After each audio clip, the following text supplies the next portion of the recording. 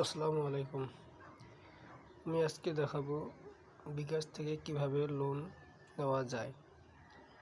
Loan নিতে অনেক কৌশল আমি অবলম্বন করেছি, যার কারণে আমি এ পর্যন্ত আজকে লোন নিতে পেরেছি। লোন নেওয়ার জন্য আপনাদের প্রথমে অ্যাকাউন্টে বেশি বেশি করে লেনদেন করতে হবে, সেন্ড মানি করতে হবে, মোবাইল রিচার্জ করতে হবে, ক্যাশ আউট করতে হবে, পেমেন্ট করতে হবে, বিল পে করতে হবে। আর যদি সহজে যদি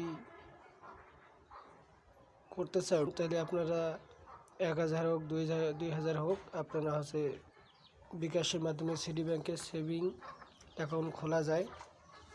সেভিং অ্যাকাউন্ট খোলাবেন এবং সঞ্চয় করবেন, এবং বিকাশের মাধ্যমে আপনারা টাকা নিতে পারবেন, এবং সিটি ব্যাংক লোন দেয়।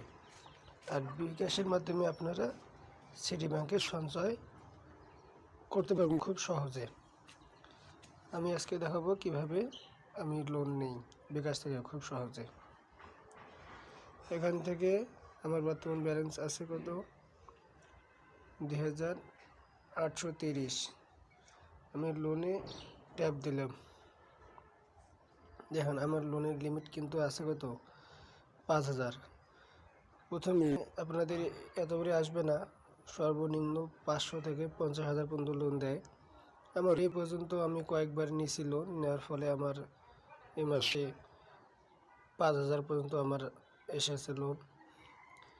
তা আমি আপনাদেরকে দেখাই, আমি এই লোনটা 5000 টাকা খুব সহজে নিয়ে নেব। লোন নিন, এখানে ক্লিক করলাম।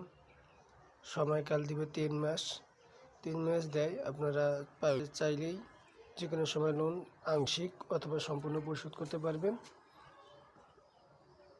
এগিয়ে যাই, এখানে লোন দেওয়ার বিস্তারিত পরিশোধ করার অ্যামাউন্ট দেখাইতেছে জানুয়ারি, ফেব্রুয়ারি, মার্চের 10 তারিখ পর্যন্ত। এগিয়ে যান দিলাম, তাদের সম্মতি